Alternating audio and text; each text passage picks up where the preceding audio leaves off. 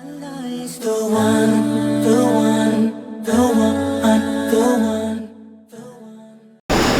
اللہ الرحمن الرحیم الحمد للہ رب العالمین والعاقبۃ للمتقین والصلاة والسلام علی سید الانبیاء والمرسلین نبینا محمد وعلی آلہ وصحبہ اجمعین وَلَقَدْ يَسَّرْنَا الْقُرْآنَ لِلذِّكْرِ فَهَلْ مِن مُدَّكِّرٍ۔ آج کا جو ہمارا لیسن ہے اس کا عنوان آپ کے سامنے ہے، آئیے نماز سمجھیے اور قرآن سمجھنا شروع کیجئے آسان طریقے سے۔ اس کا سبق نمبر 1، پہلا سبق آج ہم پڑھیں گے، اور یہ پہلا سبق ہے اس لیے بہت ہی مختصر ہے اور اس میں زیادہ ڈیٹیل نہیں ہے۔ تو مقصد یہ ہے کہ قرآن مجید جو اللہ رب العالمین نے انسانوں کی ہدایت کے لیے نازل کیا، اس قرآن کا اصل مقصد یہ ہے کہ انسان اس کو سمجھے اور اس کے احکامات پر عمل کرے۔ جب سمجھ ہی نہیں آئے گی تو پھر انسان عمل کیسے کر سکے گا؟ تو اس کو سمجھانے کا ایک آسان طریقہ جس کے ذریعے ہم آپ تک یہ پیغام پہنچانا چاہتے ہیں، اور اس کے سمجھنے کے لیے یہ ایک بہت ہی آسان طریقہ ہے۔ اس کو دیکھتے ہیں۔ سب سے پہلے کوئی بھی کام شروع کرنا ہو، کسی سے ملاقات بھی ہو تو اس کے لیے تعارف کی ضرورت ہوتی ہے، تو اس لیے ہم اس کورس کا تعارف کریں گے، اور اس کورس کے جو فاؤنڈر ہیں جنہوں نے اس کو بنایا ہے ان کا تعارف کریں گے۔ سب سے پہلے جو اس کورس کے فاؤنڈر ہیں ان کا نام ہے ڈاکٹر عبدالعزیز عبدالرحیم۔ یہ حیدرآباد سے ہیں، اور انہوں نے یہ بڑی محنت کے ساتھ اس کورس کو تیار کیا ہے۔ اس کے بعد ذاتی تعارف ہے، یہ بھی ہم کریں گے انشاءاللہ، اور پھر کورس کا تعارف ہے تو یہ بھی ہم کریں گے۔ ڈاکٹر عبدالعزیز عبدالرحیم یہ ان کا نام ہے، اور ان کی تعلیم پی ایچ ڈی ہولڈر ہیں یہ، اور انہوں نے پی ایچ ڈی کی ہے جیو ٹیکنیکل انجینئرنگ میں۔ یعنی آپ دیکھیں اللہ رب العالمین جس سے بھی کام لینا چاہے، قرآن کو پڑھنا، قرآن کو سمجھنا اور اس کی تفسیر کرنا یہ عموماً علماء کا کام ہوتا ہے، لیکن یہ جو شخص ہیں یہ کسی مدرسے سے نہیں پڑھے، یہ انجینئر ہیں، اور جیو ٹیکنیکل میں انہوں نے انجینئرنگ کی۔ اللہ رب العالمین نے ان کو سمجھ دی اور انہوں نے قرآن پہ محنت شروع کر دی، اور پھر یہ ایک ایسا کورس مرتب کر دیا کہ جو کہ بہت سارے سکولز میں اور کالجز میں پڑھایا جاتا ہے۔ ایک یہاں پر لکھا ہوا تھا اسلامک کمیونٹی سینٹر، اسلام آباد میں ہے یہ، تو انہوں نے باقاعدہ اس کورس کا آغاز کیا ہے، اور وہاں پر کلاسز ہوتی ہیں اور یہ کورس پڑھایا جا رہا ہے۔ اس کی کتابیں، بکس بھی موجود ہیں، ہوم ورک اور پورا سیٹ اپ ہے۔ تو مزید ان کے بارے میں لکھا ہوا ہے، اسوسیٹ پروفیسر ہیں یہ کنگ فہد یونیورسٹی میں، پیٹرولیم اینڈ یہ کیا لکھا ہوا ہے، منرلز، جی دمام، یہ ایک علاقہ ہے سعودی عربیہ کا، تو وہاں پر یہ پروفیسر ہیں۔ یہ فاؤنڈر ہیں انڈرسٹینڈ قرآن اکیڈمی کی جو حیدرآباد میں ہے، اور اس کا یہ پروگرام پیس ٹی وی وغیرہ پر بھی چلتا رہا ہے۔ میری ان کے ساتھ مدینہ منورہ میں پہلی ملاقات ہوئی، اور ان سے یہ کورس میں نے سیکھا۔ آپ ایسے سمجھ لیں چند گھنٹوں کے لیے یہ مدینہ منورہ میں تشریف لائے، تو ہمارے کچھ سٹوڈنٹس تھے، انہوں نے ایک پروگرام ارینج کیا، اور انہوں نے کہا کہ ہم یہ کورس ان سے سیکھ لیتے ہیں۔ تو خیر انہوں نے ہمیں کچھ وقت دیا اور یہ کورس سکھا دیا۔ چونکہ جو سیکھنے والے تھے وہ علماء تھے، تو اس کے لیے پھر زیادہ تفصیل کی ضرورت نہیں تھی، اور چند ہی گھنٹوں میں انہوں نے اس کورس کو سکھا دیا ہمیں، یا ہمیں وہ ٹپس دے دیے، بتا دیا کہ کیسے اس کورس کو آپ نے ٹیچ کرنا ہے، کیسے پڑھانا ہے۔ اور مزے کی بات یہ ہے کہ جب یہ کورس میں نے ان سے سیکھا اور مدینہ منورہ میں، تو ہم نے ایک بڑا ہال بک کیا، اور امید یہ تھی کہ بہت سارے لوگ آئیں گے۔ یونیورسٹی میں اس وقت چھٹیاں تھیں، سیمسٹر کے درمیان میں وہاں پر تقریباً 10-15 دن چھٹی ہوا کرتی تھی، تو وہ چھٹیاں تھیں، اور بہت سارے لوگ جب چھٹیاں ہوتی ہیں تو آپ جانتے ہیں کہ اسٹوڈنٹس تو چاہتے ہیں کہ چھٹی ہو اور ہم کہیں باہر کو نکل جائیں۔ کچھ عمرے کے لیے مکہ مکرمہ چلے جاتے تھے، کوئی ریاض کسی رشتہ دار سے ملنے، کوئی جدہ، کوئی اس طرح۔ تو ہم نے سمجھا تھا کہ بہت سارے لوگ حاضر ہوں گے، لیکن گنتی کے چند افراد تھے، شاید اگر میں بھول نہ رہا ہوں تو 5 یا 7 لوگ تھے جنہوں نے اس کورس کو ان سے سیکھا، اور یہ ایک بڑی پرسنالٹی ہیں۔ ہمیں خود بھی افسوس ہوا کہ یار اسٹوڈنٹس آئے نہیں ہیں، اور ہم نے یعنی یہ سوچا تھا کہ بہت سارے لوگ آئیں گے لیکن نہیں آئے۔ تو ان نے یہ کہا کہ کوئی پرابلم نہیں ہے. کہہ رہے میں نے یہ کورس کروایا اور بڑا بڑا مجمع ہے، یعنی ہزار لوگ، 2,000 لوگ ایسے تھے کہ جنہوں نے مجھ سے یہ کورس پڑھا ہے، اور بہت سارے ملکوں میں انہوں نے کروایا. ہانگ کانگ میں بھی مجھے کچھ لوگوں نے بتایا کہ وہ یہاں پر آ چکے ہیں اور پہلے سے انہوں نے یہ کورس یہاں پر کروایا ہے. تو کہتے آپ پریشان نہ ہوں، کوئی پرابلم نہیں ہے، اگر ایک آدمی ہو تو تب بھی میں نے کورس یہ کروانا ہے. تو جب اویس بھائی سے میں نے اس کورس کے متعلق بات کی تو ہمیں بھی یہ خدشہ تھا کہ شاید حاضری کم ہو، تو میں نے ان کو کہا کہ آپ پریشان نہ ہوں. اور پھر مجھے شاہ اسماعیل شہید رحمۃ اللہ علیہ کا واقعہ یاد آ گیا. وہ ایک جگہ تقریر کرنے گئے، جلسہ تھا کوئی، ادھر ان کی تقریر تھی، خطاب تھا، ان نے خطاب کیا. تو خطاب کرنے کے بعد جب وہ فارغ ہوئے تو ایک بندہ آ گیا اور کہنے لگا کہ میں شاہ صاحب بڑے دور سے آیا ہوں اور میری یہ تمنا تھی کہ میں نے آپ کا خطاب سننا ہے اور میں لیٹ ہو گیا، آپ کی بات کو میں سن نہیں سکا. تو شاہ صاحب نے کہا کوئی بات نہیں ہے، پریشان ہونے کی کیا ضرورت ہے، آپ بیٹھ جائیں، میں نے جو کچھ بیان کیا میں ابھی آپ کو دوبارہ سنا دیتا ہوں. اور ایک بندے کو انہوں نے وہ پورا خطاب سنا دیا، کیونکہ اس کا مقصد یہ ہے کہ ایک بندہ بھی سیکھنے والا ہو، ہم نے پیغام پہنچانا ہے اور ممکن ہے کہ وہ سننے والا اس پیغام کو مزید لوگوں تک پہنچا دے. تو اس میں کوئی یعنی یہ بات نہیں ہونی چاہیے کہ کتنے لوگ سننے والے ہیں، ایک بندہ بھی سیکھ جائے تو بہت بڑا کام ہے یہ. تو خیر اس میں ایک اہم وضاحت کہ ہماری پوزیشن کیا ہے. علماء کے لیے بھی یہ کورس بہت مفید ہے کیونکہ اس میں ایک پریکٹس ہے اور سکھانے کا ایک نیا طریقہ ہے. اور اسی طرح عوام الناس کے لیے بھی یہ پروگرام بہت ہی اچھا ہے کہ کچھ وقت میں قرآن مجید کے 50% الفاظ جو ہیں وہ آپ سیکھ پائیں گے. تو اس میں ہم پہلے اپنا تعارف کر لیتے ہیں. تو تعارف کا آغاز میں اپنے آپ سے کرتا ہوں. میرا نام ہے محمد علی اور پاکستان میں میرا تعلق ہے باغ آزاد کشمیر سے، اور اس کے بعد میں مدینہ یونیورسٹی سے گریجویٹ ہوں. وہاں سے میں نے پہلے ایم فل کیا، بیچلر کیا ہے اور پھر وہاں سے ہی ایم فل کیا ہے. ایم فل میں نے ہسٹری میں کیا، اسلامک ہسٹری میں. اس کے بعد پھر میں پاکستان چلا گیا. پاکستان کے بعد پھر یہاں پر آنا تھا، ایک بس ایسے ہی پروگرام بن گیا تو میں یہاں پر آ گیا. اور 2 سال سے میں یہاں پر ہانگ کانگ میں ہوں. کوائ فنگ میں ایک مدرسہ ہے تو وہاں پر میں امام اور خطیب ہوں. تو یہ میرا مختصر سا تعارف ہے. آپ لوگ بھی تعارف کروائیں گے، اور بہتر یہ ہے کہ اگر آپ لکھ لیں یا چلو بعد میں واٹس ایپ کے ذریعے آپ کے ساتھ رابطہ ہوتا جائے گا. جی شروع کریے. میرا نام محمد یوسف ہے، میں آئی ٹی میں کام کرتا ہوں. ہانگ کانگ میں 3.5 سال سے ہوں اور ابھی انشاءاللہ قرآن سیکھنا ہے. ماشاء اللہ. میرا نام محمد رسلم خان ہے اور میں چمسا چوئی سے میں نے PhD کی ہے.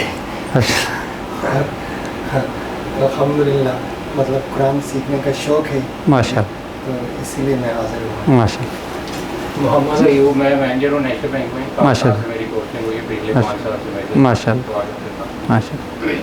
بے شک بیٹھ کے بتائیں، کوئی بات نہیں، کھڑے نہیں. محمد اویس، میرپور آزاد کشمیر سے تعلق ہے جی اور انشاءاللہ قرآن سیکھنا ہے. ماشاء اللہ. جی محمد گوہر، جو میں نے یہاں سے MSc کی ہے. ماشاء اللہ، ماشاء جی میرا نام اور فروغ ہے. اللہ. جی یہ کورس میں نے پہلے کیا ہوا ہے لیکن ابھی دوبارہ سے ماشاء اللہ، ویلکم. انشاءاللہ آپ کو فائدہ ہوگا، دوبارہ آپ کی ریویژن ہو جائے گی. جی محمد علی ہے، جی بنگلہ دیش سے تعلق ہے. جی تو میں انشاءاللہ ماشاء اللہ. جی یس سسٹر.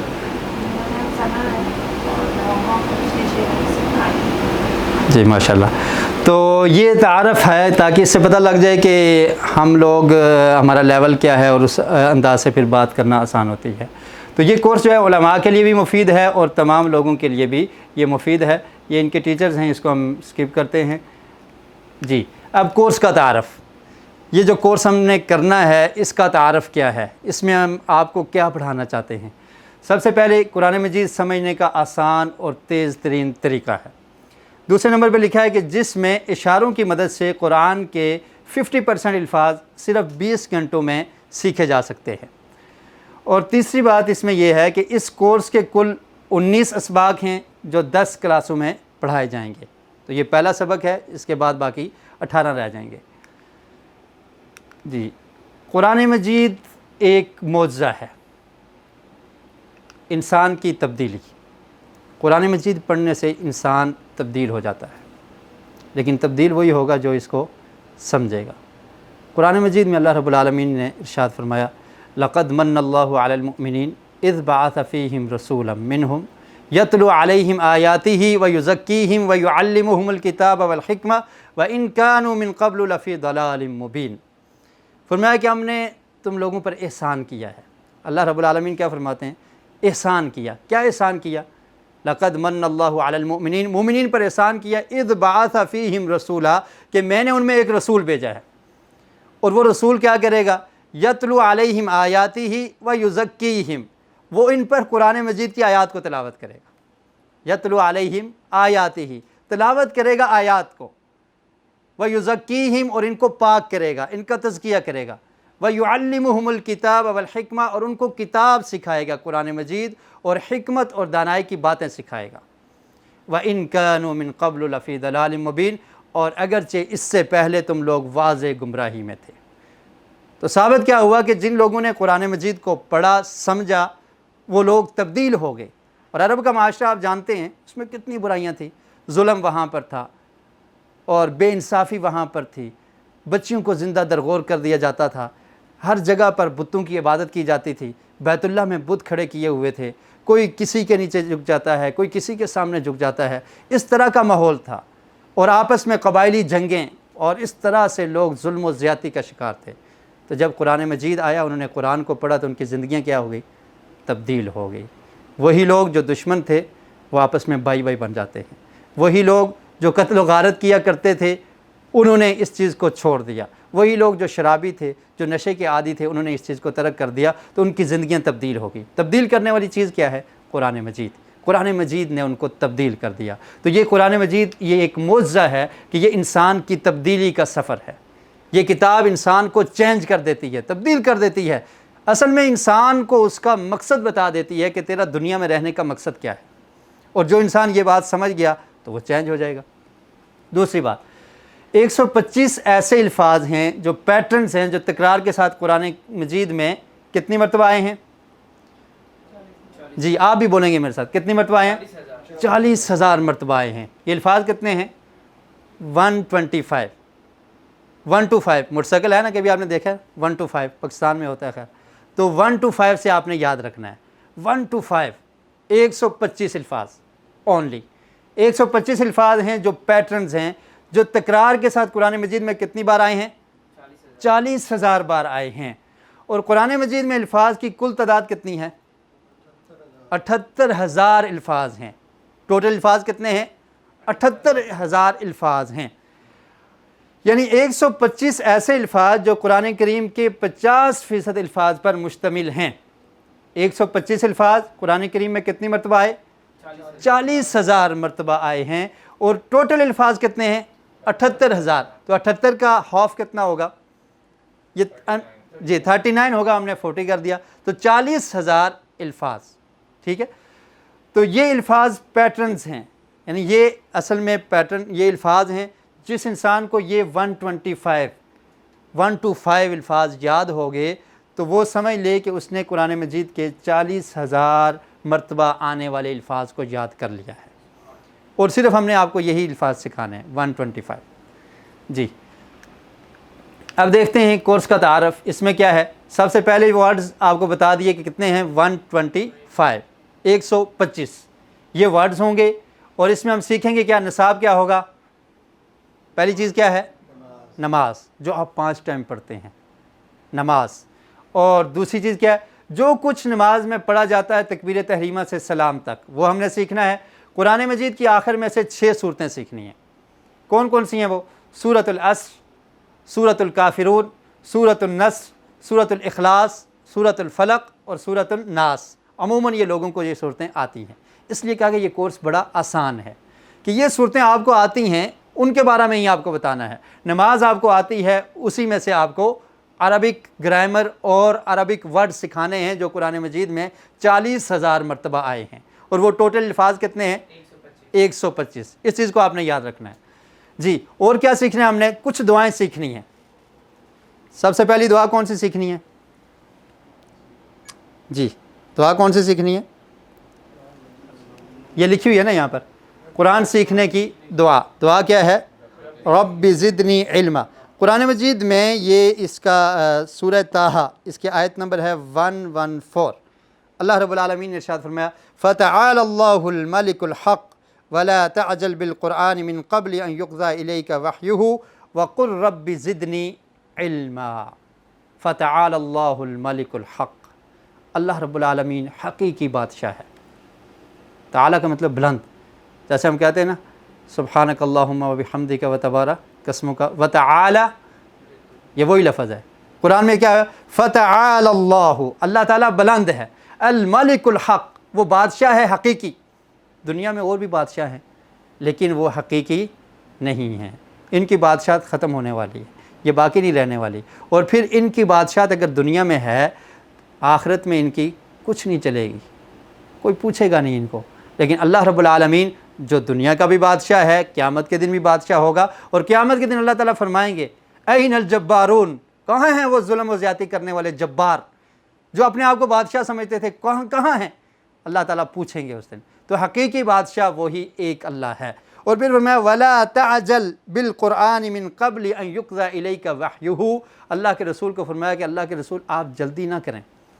کس میں جلدی نہ کریں؟ بالقرآن، قرآن میں، من قبل ان یقضى الیک وحیہ، وحی کو کمپلیٹ ہونے سے پہلے۔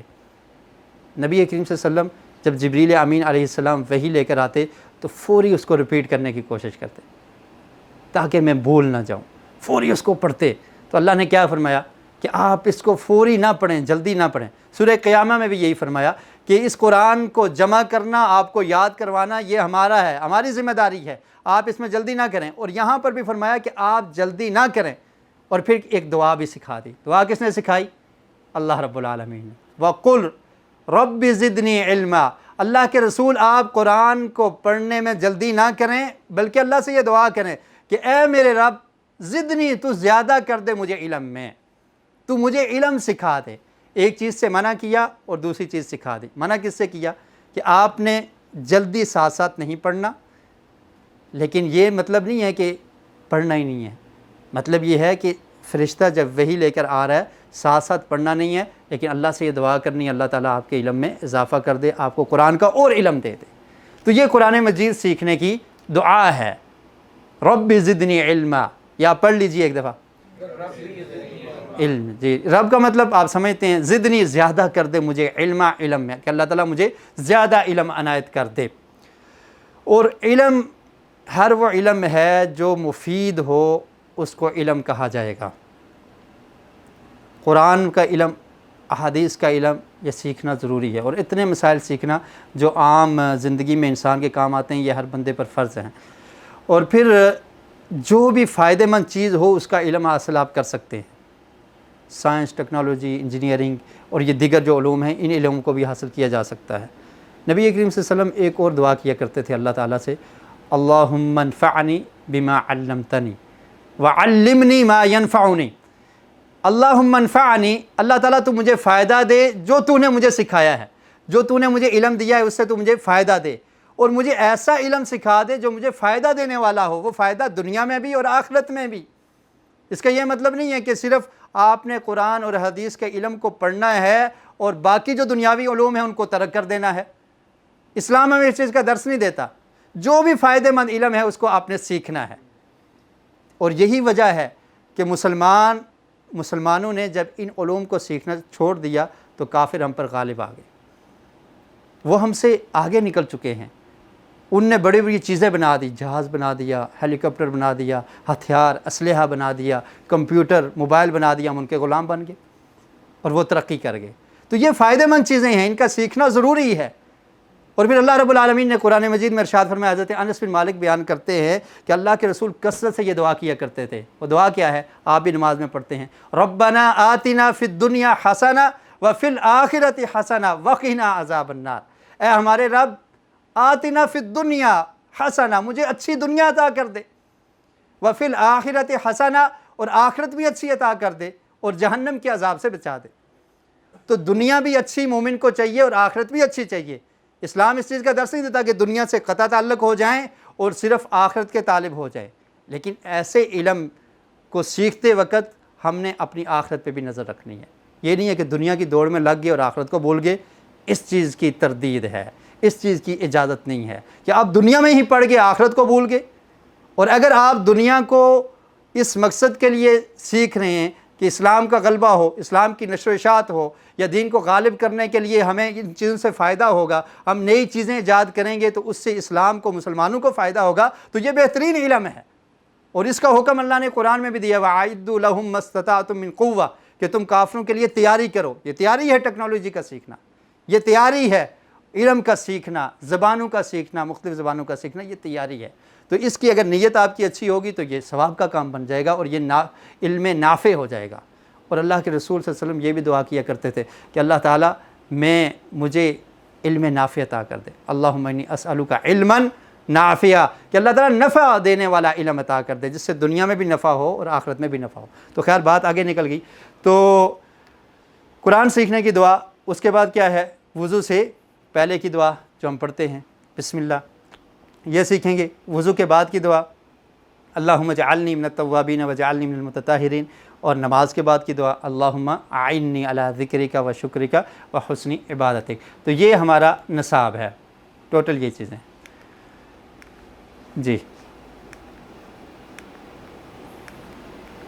جی اور اب لیکچر میں کچھ اہم چیزیں ہیں۔ آپ کے سوالات کا جواب، آپ سوال کر سکتے ہیں اس میں، لیکن سوالات کا جواب بھی دیا جائے گا۔ اس کی 3 طرح کی کنڈیشنز ہوں گی۔ پہلے یہ ہوگا کہ اگر آپ کا سوال اس لیکچر کے متعلق ہے، آپ ہاتھ کھڑا کریں گے سوال کرنے کے لیے، اور پھر آپ سوال کریں گے۔ اس کا جواب اگر دینا اس وقت مناسب ہوا تو جواب فوری دے دیا جائے گا، اگر مناسب نہ ہوا تو آپ کو اشارہ کر دیا جائے گا، یہ اشارہ ہوگا۔ اس کا مطلب ہے کہ بعد میں اس کا جواب آپ کو دیا جائے گا، کیونکہ بہت سارے لوگ ہیں اگر سوالات میں پڑ جائیں تو پھر ٹائم زیادہ لگ جاتا ہے۔ اور تیسرا یہ ہے کہ اگر وہ سوال لیکچر کے متعلق نہ ہوا تو ٹیچر یہ سمجھے کہ یہ سوال مفید نہیں ہے، تو پھر آپ کو یہ اشارہ کیا جائے گا، 3 انگلی۔ اس اشارے کا کیا مطلب ہے؟ ریلیٹڈ نہیں ہے۔ اس کا مطلب یہ ہے میں اور آپ، اور تیسری انگلی کا مطلب ہے بعد میں مل لیں گے، ٹھیک ہے، کہ میں اور آپ بعد میں اس معاملے میں ڈسکس کر لیں گے، کہ تاکہ باقی لوگوں کا حرج نہ ہو۔ تو خیر، تو اور تیسری بات یہ سمجھنے کی کہ یہ لیکچر نہیں ہے۔ آگے کیا لکھا ہوا ہے؟ جی آپ بھی پڑھیں گے نا، میں اکیلا تھک جاؤں گا ایسے۔ تفسیر کورس بھی نہیں ہے، تجوید کورس بھی نہیں ہے، ناظرہ کورس بھی نہیں ہے، تو پھر یہ کیا ہے اس کے بارے میں آپ کو بتائیں گے۔ موبائل بند کر دیں، اور اگر یہ چیز آپ کو پسند آئے تو دیگر لوگوں کو بھی دعوت دیں، اس میں فیملی، چلڈرن وغیرہ یہ بھی آ سکتے ہیں۔ جی اب سب سے پہلے جن لوگوں نے اس پروگرام کا انتظام کیا ہے ان کے لیے ہم کہتے ہیں جزاکم اللہ خیرا، کہ اللہ تعالیٰ تمہیں اس کا بہترین بدلہ دے۔ جنہوں نے اس پروگرام کا انتظام کیا اللہ تعالیٰ ان کو بھی بہترین بدلہ دے۔ اس کے بعد کیا ہے؟ مبارک۔ یہ لفظ آپ عموماً اردو میں بھی استعمال کرتے ہیں۔ مبارک کا مطلب کیا ہے؟ برکت سے نکلا ہے، کہ اللہ تعالیٰ آپ کو برکت دے۔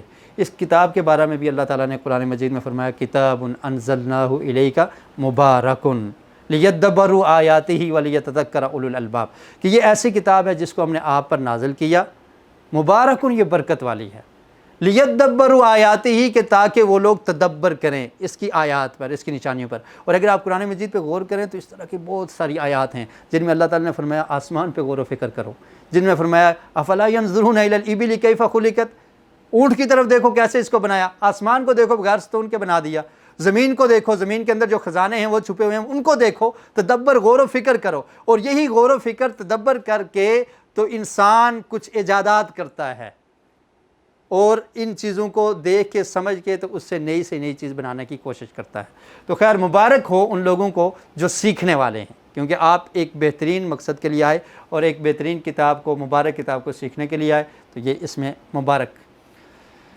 قرآن مجید کو سمجھنا کیوں ضروری ہے؟ ویسے بھی تو ہم پڑھتے ہیں، کیا خیال ہے؟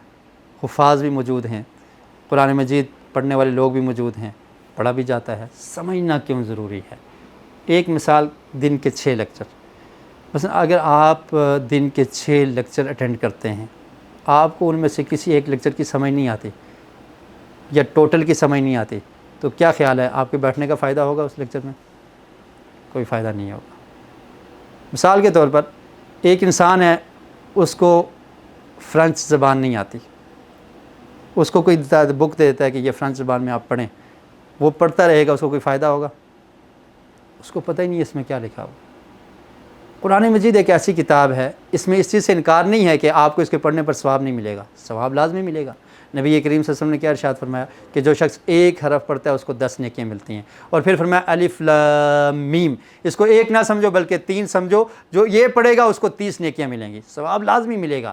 لیکن قرآن مجید کے نزول کا مقصد کیا ہے؟ ہدایت، ہدی للناس، ہدی للمتقین، لوگوں کے لیے ہدایت، نور ہے، روشنی ہے، راستہ دکھانے والی کتاب ہے۔ کتاب انزلناہ الیک لیدبروا آیاتہ، کہ لوگ اس سے تدبر کریں، غور و فکر کریں، ولیتذکر اولو الالباب، اور عقل والے لوگ اس سے نصیحت حاصل کریں۔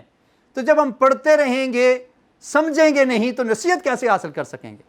غور و فکر وہی کرے گا جس کو سمجھ آ رہی ہے، نصیحت اسی کو ملے گی جو سمجھ پا رہا ہے۔ مجھے چائنیز نہیں آتی، میں چائنیز اخبار نہیں پڑھ سکتا، میں اگر اس کو پڑھ بھی لوں سمجھ نہیں آئے گی تو کیا فائدہ ہوگا؟ کوئی فائدہ نہیں ہے۔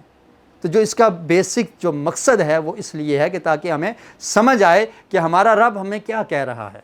اللہ تعالیٰ اس کتاب میں، جس کو اللہ تعالیٰ نے ہدایت کی کتاب کہا، جس میں کوئی شک نہیں، اس کتاب میں ہمارے لیے کیا احکامات ہیں جی۔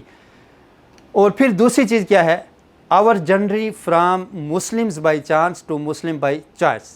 میری انگلش اتنی اچھی نہیں ہے کیونکہ میری تعلیم اردو میں اور عربک میں ہے، تو اس لیے انگلش ورڈ میں کوئی غلطی ہو تو آپ بتا سکتے ہیں، ٹھیک ہے؟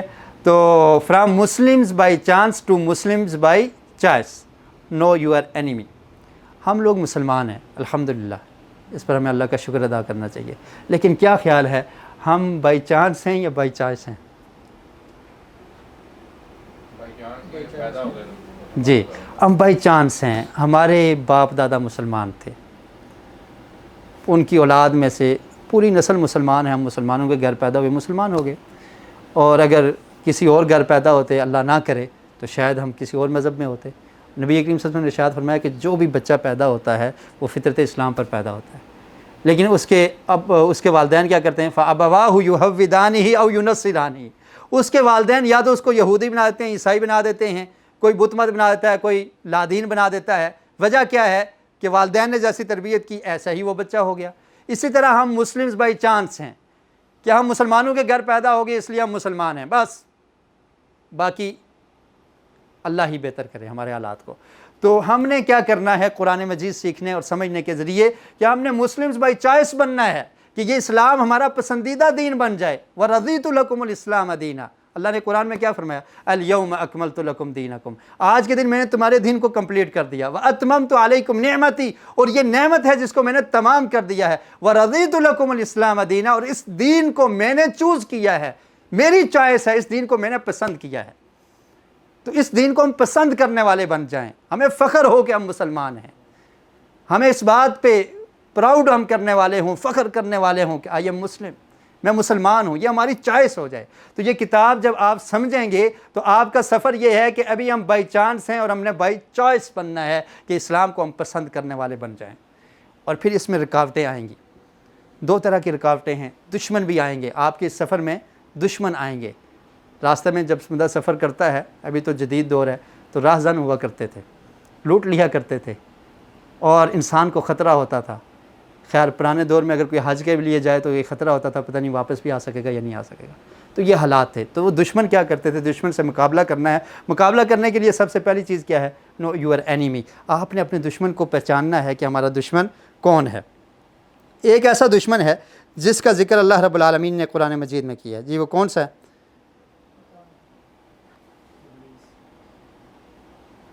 جی قرآن مجید سورہ فاطر کی آیت نمبر 6 ہے، ان الشیطان لکم عدو فاتخذوہ عدوا۔ ان الشیطان لکم عدو، دشمن کو عربی میں کیا کہتے ہیں؟ عدو۔ اللہ نے فرمایا کہ شیطان تمہارا دشمن ہے، فاتخذوہ عدوا، اس کو دوست نہیں بنانا، اس کو دشمن ہی سمجھنا ہے۔ اور پھر کیا فرمایا؟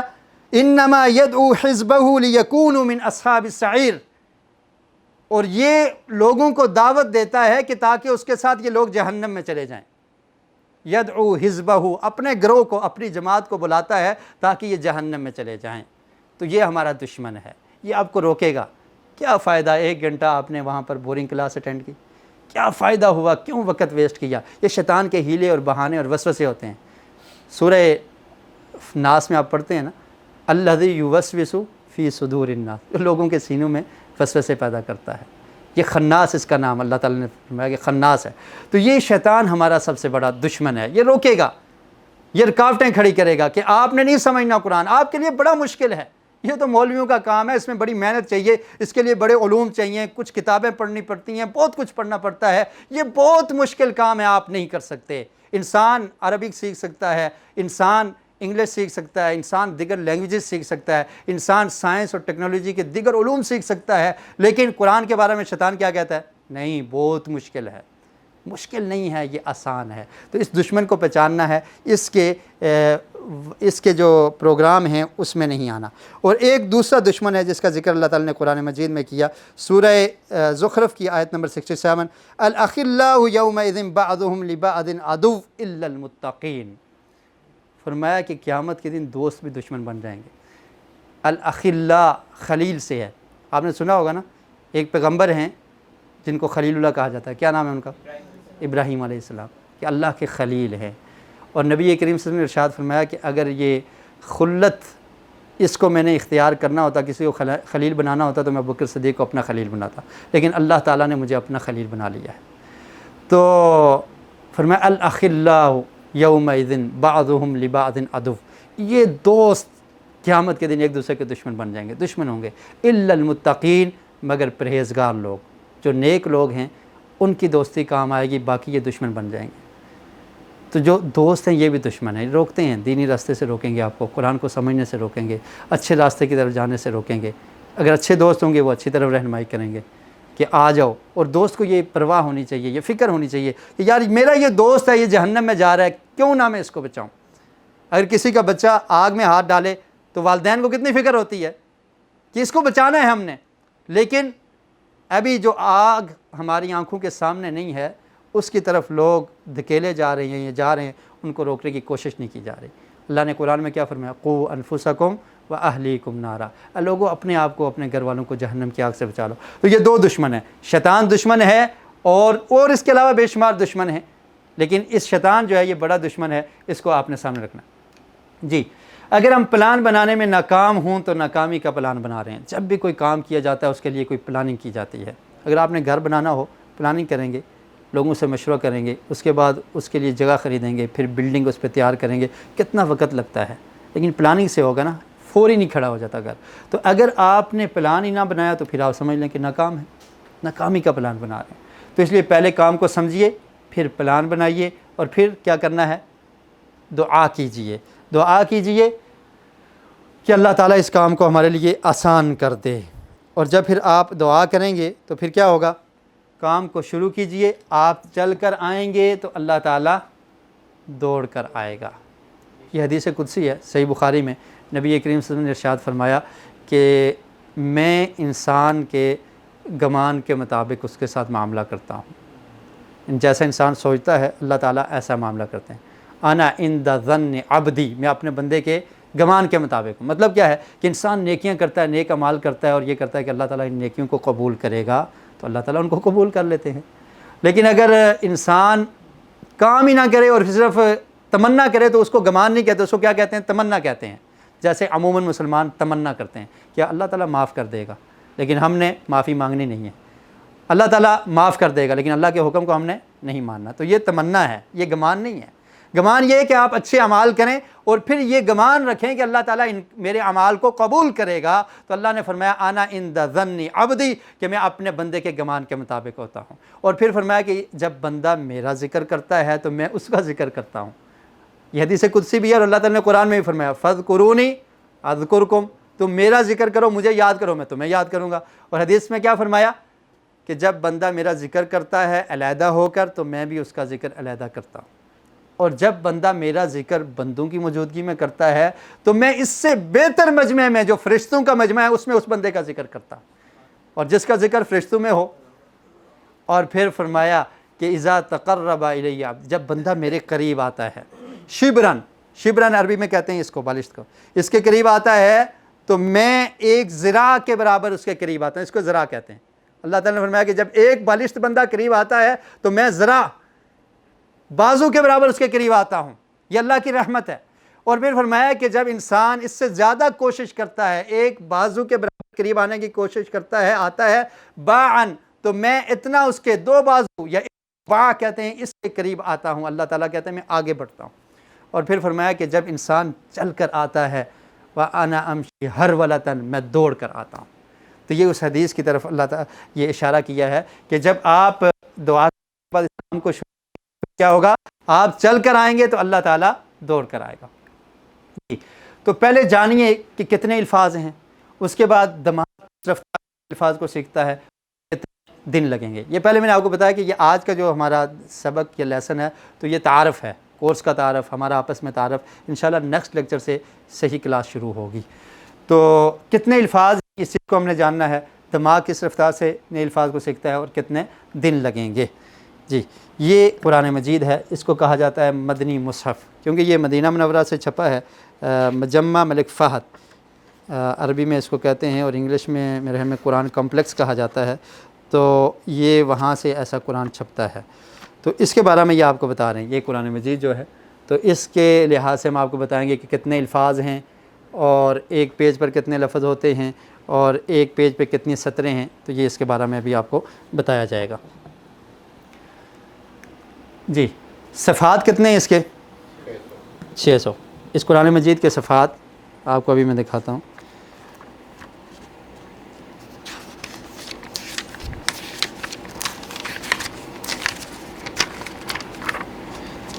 فائیو 998 600 602 604.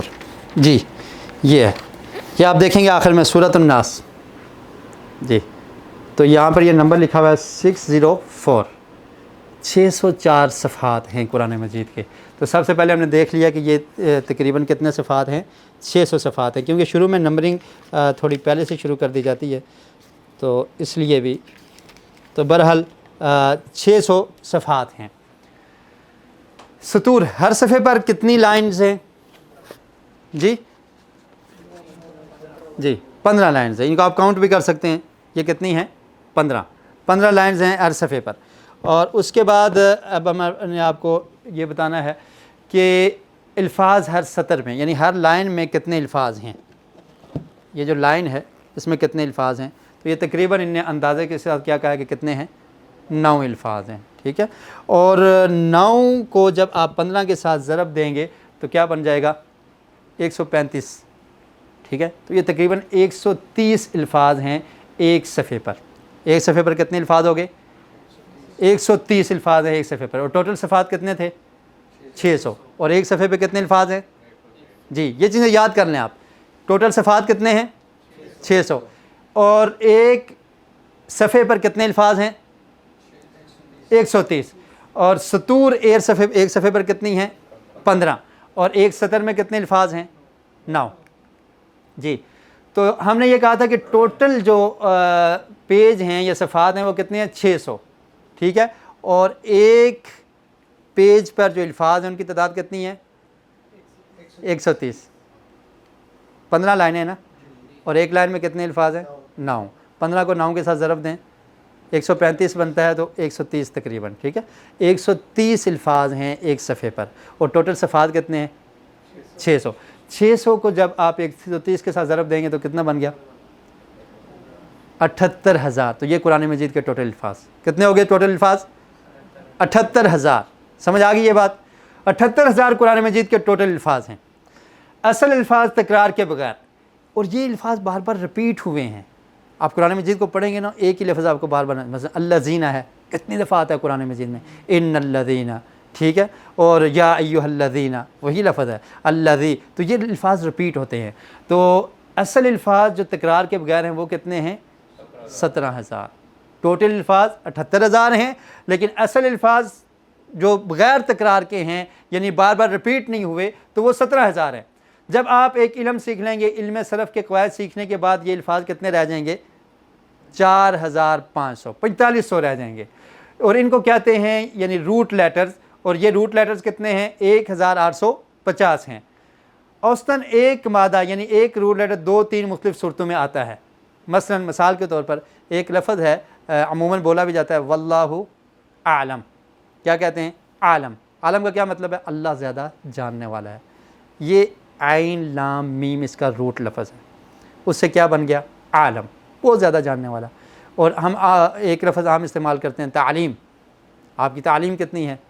یہ بھی اصل لفظ کیا ہے؟ عین لام میم. اس سے کیا بن گیا؟ تعلیم. ایک لفظ ہوتا ہے علام الغیوب، آپ نے سنا ہوگا علام. اس کا بھی اصل کیا ہے؟ عین لام میم. ٹھیک ہے. اور ایک ہے علیم، عین لام یا میم. علیم کہ اللہ تعالیٰ علیم ہے، تو یہ اس کا بھی اصل کیا ہے؟ عین لام میم. اور اسی طرح علیمہ اصل میں عین لام. اور اس سے ایک لفظ کیا ہوتا ہے؟ علامہ. پھر کیا؟ تعلم، تعلیم، علام. اس طرح آپ کریں گے تو بہت سارے الفاظ ہیں. جب علم صرف آپ سیکھ لیں گے تو یہ آپ کو پتہ لگ جائے گا کہ اصل جو لفظ ہے عین لام میم، اور ہر بات کے پیچھے ایک بات ہوتی ہے اور وہی اصل بات ہوتی ہے. تو ان الفاظ کے پیچھے جو اصل الفاظ ہیں وہ کیا ہے؟ عین لام میم. آپ کو پتہ لگ گیا کہ اصل الفاظ کیا ہے؟ علم. اسی سے یہ الفاظ نکلے ہیں علم، علم، تعلم، تعلیم، علام. تو ان کے معنی تقریباً وہی ہوتے ہیں، تھوڑی چینجنگ کے ساتھ. مطلب کیا ہے؟ جاننا. علمہ کا مطلب کیا ہے؟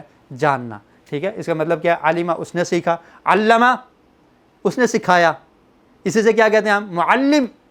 معلم اردو میں بھی استعمال ہوتا ہے. کس کو کہتے ہیں؟ جو ٹیچر ہے، سکھانے والا ہے، اس کو معلم کہتے ہیں، مدرس بھی کہتے ہیں. تو تعلم اس نے سیکھا. ٹھیک ہے. تعلیم اس نے سیکھ لیا، تعلیم حاصل کی. علام بہت زیادہ جاننے والا. تو اصل لفظ کیا تھا؟ علم عین لام میم. تو اس سے کتنے الفاظ بن گئے. تو جب یہ آپ سیکھ لیں گے تو آپ کو سمجھ آ جائے گی کہ یہ باقی الفاظ اس کے ساتھ ہیں. قرآن کریم انسانوں کے لیے ہدایت ہے. یہ تو اللہ تعالیٰ نے قرآن میں فرمایا ہدی للناس، لوگوں کے لیے کیا ہے؟ ہدایت ہے. اچھا ایک سوال یہ ہے کہ اللہ نے فرمایا ہدی للناس، لوگوں کے لیے ہدایت ہے. قرآن کے شروع میں کیا فرمایا؟ ہدی للمتقین، کہ متقین کے لیے ہدایت ہے. کیا فرق ہوا؟ جی کوئی بتائے گا؟ ہاں کوشچن یہ ہے کہ اللہ تعالیٰ نے قرآن مجید میں فرمایا کہ ہدی للناس، ناس کہتے ہیں لوگوں کو، جیسے سورۃ الناس ہے، کہ لوگوں کے لیے یہ قرآن کیا ہے؟ ہدایت ہے. لیکن سورہ بقرہ کے آغاز میں اللہ تعالیٰ نے فرمایا ذالک الکتاب لا ریب فیہ ہدی للمتقین، کہ یہ صرف متقین کے لیے ہدایت ہے. یہ دیکھیں شروع کیا ہے؟ ہدی للمتقین، متقین کے لیے ہدایت ہے. تو ایک جگہ پر کیا ہے؟ لوگوں کے لیے ہدایت ہے. دوسری جگہ پر کیا ہے؟ متقین کے لیے ہدایت ہے. تو اس میں کیا فرق ہے؟ ہدایت تو ہے لیکن جو متقین ہیں ان کو اصل ہدایت اس میں سے حاصل ہوگی. جی بالکل جواب ٹھیک ہے. قرآن مجید اصل میں تمام لوگوں کے لیے ہدایت کی کتاب ہے. ٹھیک ہے. مثلا میں آپ کو مثال دیتا ہوں کہ یہ جو میں لیکچر دے رہا ہوں یہ آپ سب کے لیے ہے نا، کسی ایک بندے کے لیے خاص تو نہیں ہے، سب کے لیے ہے. لیکن اس میں سے کتنے لوگ ایسے ہوں گے کہ جو اس کو سیکھ کے آگے سکھا دیں گے؟ کیا خیال ہے؟ اور کتنے ایسے ہوں گے کہ جو اس کو سیکھ کے سمجھ لیں گے؟ اور کتنے ایسے لوگ بھی ہوں گے کہ جو صرف سیکھ کے خود اس کو سمجھیں گے؟ اور کچھ ایسے بھی ہوں گے کہ جن کو سمجھ نہیں آئے گا. ٹھیک ہے. تو یہ ایک مثال دے رہا ہوں، آپ سب ماشاءاللہ سمجھدار ہیں اور سب کو سمجھ آئے گا. ٹھیک ہے. تو اسی طرح قرآن مجید تمام لوگوں کے لیے ہدایت ہے، لیکن ہدایت اس کو ملے گی جو طلب کرے گا. ٹھیک ہے. یہ واٹر سب کے لیے ہے، لیکن جو پیے گا تو وہ اصل میں اس سے فائدہ حاصل کرے گا نا. تو اس لیے اللہ تعالیٰ نے فرمایا کہ ہدی للمتقین، اس سے ہدایت حاصل کرنے والے لوگ وہ متقی ہیں، جن کے اندر اللہ کا خوف ہے، جن کے اندر اللہ کا ڈر ہے، جن کے اندر تقوی ہے، وہ اس سے ہدایت پا لیں گے. عموماً یہ کتاب سب لوگوں کے لیے ہدایت ہے، لیکن اس سے فائدہ اور ہدایت پانے والے لوگ وہ متقین ہی ہوں گے. جی تو قرآن کریم انسانوں کے لیے ہدایت ہے. اس لیے اللہ تعالیٰ نے فرمایا، کیا فرمایا؟ وَلَقَدْ يَسَّرْنَا الْقُرْآنَ لِلذِّكْرِ فَهَلْ مِن مُدَّكِّرٍ. ترجمہ کیا ہے؟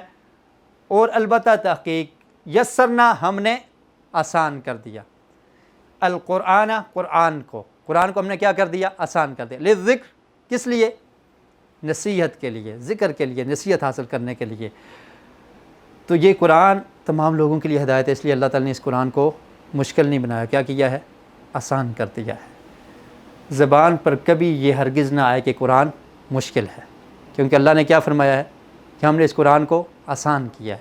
اگر آپ یہ کہیں گے مشکل ہے تو کیا ہم قرآن مجید کو جھٹلانے والے ہوں گے؟ قرآن کہتا ہے کہ آسان ہے، اللہ نے کیا فرمایا کہ آسان ہے. اگر آپ کہیں گے مشکل ہے تو یہ تضاد ہو جائے گا. تو زبان پر کبھی نہیں لانا کہ یہ قرآن مشکل ہے، بلکہ قرآن آسان ہے. وَلَقَدْ يَسَّرْنَا الْقُرْآنَ، لیکن سیکھے گا جو اس کے لیے آسان ہے۔ ایک انسان کہے کہ قرآن آپ کہتے ہیں آسان ہے، مجھے نہیں آتا، بھائی تم سیکھو گے تو آئے گا، اگر سیکھو گے نہیں تو پھر کیسے آئے گا؟ آسانی کے لیے اللہ رب العزت نے عجیب انتظام کیا ہے۔ مثلا الفاتحہ دن میں کتنی دفعہ پڑھی جاتی ہے؟ تقریباً 32 بار ہم نماز میں پڑھتے ہیں، اور پڑھی جانے والی کے الفاظ قرآن مجید میں کتنی دفعہ آئے ہیں؟ 7500 بار آئے ہیں۔ سورہ فاتحہ تو آپ سب کو یاد ہے، ٹھیک ہے، اور یہ آسان کتاب ہے کہ اس کے الفاظ قرآن مجید میں کتنی بار آئے ہیں؟ 7500 بار۔ جو انسان سورہ فاتحہ کو ترجمہ سے جان چکا تو وہ گویا کہ 7500 بار الفاظ آنے والے ان کو سمجھ جائے گا۔ تو یہ آسان ہے یا مشکل ہے؟ آسان ہے۔ قرآن کریم انسانوں کے لیے ہدایت، شارٹ کورس۔ اس میں جو کورس ہم کریں گے اس میں کیا ہے؟ نماز کے ضروری اذکار، سورہ فاتحہ، آخر میں سے 6 صورتیں اور 4 دعائیں۔ ان کے الفاظ کتنے ہیں؟ 1 to 5، ٹھیک ہے، 125 الفاظ۔ قرآن مجید میں ان کا تکرار تقریباً کتنی دفعہ آیا ہے؟ 40,000 بار۔ 125 ایسے الفاظ ہیں کہ جو رپیٹ ہوئے ہیں قرآن مجید میں، تکرار کے ساتھ آئے ہیں 40,000 بار، یعنی ہر دوسرا لفظ قرآن مجید کا اذکار نماز میں سے ہے۔ قرآن مجید کے ٹوٹل الفاظ کتنے تھے؟ 78,000، اور ان میں سے 40,000 الفاظ ہیں جو تکرار کے ساتھ آئے ہیں۔ جب آپ 125 الفاظ کو سیکھ لیں گے تو گویا کہ 50% قرآن مجید کی آپ کو سمجھ آ جائے گی۔ یہ کورس نمبر 1 ہے۔ دوسرا کورس بھی ہے، اس میں مزید اذکار، آخر میں سے 4 صورتیں، منتخب آیات اور کچھ دعائیں ہیں، اور وہ کتنے الفاظ ہیں؟ 140 الفاظ ہیں جن کا تکرار قرآن کریم میں تقریباً کتنی دفعہ آیا ہے؟ 15,000 بار۔ 40 اور 15 کتنے ہو گئے؟ جی 55,000۔ تو جب آپ شارٹ کورس 1 اور 2 کر لیں گے تو آپ قرآن مجید کا 70% سیکھ جائیں گے، 70% آپ سمجھ جائیں گے۔ پہلے کورس کے بعد 50% اور دوسرے کورس کے بعد 70% آپ سیکھ جائیں گے۔ جی اب ہم آپ کو بتا رہے ہیں کہ قرآن میں ان 2 کورسز کے بعد قرآن مجید کے نئے الفاظ آپ کو کتنے رہ جائیں گے۔ تو پارہ نمبر 1، پہلے پارے میں 20 ہر نئے صفحے پر، ہر صفحے میں صرف آپ کو 20 نئے الفاظ ملیں گے۔ مثلا یہ صفحہ تھا نا، ایک صفحے پر کتنے الفاظ ہیں ٹوٹل؟ جی کتنے الفاظ ہیں؟ 130۔ جب آپ یہ 2 کورس کر لیں گے تو پھر کتنے رہ جائیں گے؟ 20 نئے رہ جائیں گے۔ یہ صرف پہلے پارے کی بات ہو رہی ہے۔ اور اس کے بعد پارہ نمبر 2 سے 5 تک ہر صفحے پر کتنے الفاظ آئیں گے؟ 12 الفاظ نئے رہ جائیں گے۔ اور پھر پارہ نمبر 6 سے لے کے 28 تک ہر صفحے پر کتنے الفاظ رہ جائیں گے؟ 6 نئے الفاظ رہ جائیں گے۔ پارہ 29 اور 30 اس میں ہر صفحے پر کتنے نئے الفاظ رہ جائیں گے؟ 12، ٹھیک ہے۔ تو یہ کورس کرنے کے بعد یہ نئے الفاظ آپ کو صفحات میں ملیں گے، باقی آپ سیکھ چکے ہوں گے۔ تو پارہ نمبر 1، 20 ہر نئے صفحے پر۔ تو ایک پارے میں کتنے صفحات ہوتے ہیں؟ 20 صفحات ہوتے ہیں تقریباً، ٹھیک ہے۔ ایک پارے میں کتنے صفحات ہوتے ہیں؟ 20 صفحات ہوتے ہیں۔ تو 20 کو 20 کے ساتھ ضرب دیں گے تو کتنے بنیں گے؟ 400۔ تو ایک پارے میں نئے الفاظ جو آپ کو ملیں گے وہ کتنے ہوں گے؟ 400، ٹھیک ہے۔ اس کے بعد پارہ نمبر 2 سے 5 تک ہم نے کہا تھا کہ ہر نئے صفحے پر کتنے الفاظ ہوں گے؟ 12۔ تو 12 کو اگر آپ 20 کے ساتھ ضرب دیں گے تو کتنے بن جائیں گے؟ 240، ٹھیک ہے۔ تو ان پاروں میں یعنی 2 سے 5 3 پاروں میں آپ کو 240 ورڈ صرف نئے ملیں گے۔ پہلے پارے میں 400 اور پھر 2 سے لے کے 5 پاروں تک آپ کو 240 ورڈ صرف نئے ملیں گے۔ اور پھر پارہ نمبر 6 سے لے کے 28 تک ہر نئے صفحے پر کتنے الفاظ ہیں؟ 6 کو آپ 20 کے ساتھ ضرب دیں گے کیونکہ ایک پارہ 20 صفحات پر مشتمل ہوتا ہے، تو کتنے ہو جائیں گے؟ 120 الفاظ آپ کو نئے ملیں گے۔ اور پھر 29 اور 30 ہر نئے صفحے پر 12 الفاظ، 12 کو 20 کے ساتھ ضرب دیں گے تو کتنے بن جائیں گے؟ 240۔ تو یہ ٹوٹل کتنا ہو گیا؟ 400 240 120 240 1000۔ کتنا ہو گیا؟ 1000۔ ان 2 کورس کرنے کے بعد آپ کو جو نئے الفاظ ملیں گے 78,000 الفاظ میں سے آپ کے پاس آپ کو کتنے رہ جائیں گے؟ 1000۔ جی یہ دیکھیے کیسے نقشے سے نے آپ کو سمجھایا کہ یہ پارہ نمبر 1 ہے۔ اس میں ہم نے کہا تھا کہ 20 نئے الفاظ آپ کو ملیں گے ہر صفحے پر، ٹھیک ہے۔ تو یہ 1 سے لے کر 5 تک جب آئیں گے تو اس میں 12 اور پھر 6، یہ 5 سے لے کر 28 تک ہر صفحے پر آپ کو 6 الفاظ ملیں گے۔ 28 29 30 میں آپ کو 12 الفاظ ہر صفحے پر نئے ملیں گے. تو یہ ٹوٹل 400 300 200 100 یہ تقریباً 1000 بنتا ہے. تو 1000 الفاظ صرف آپ کے لیے وہ نئے ہوں گے.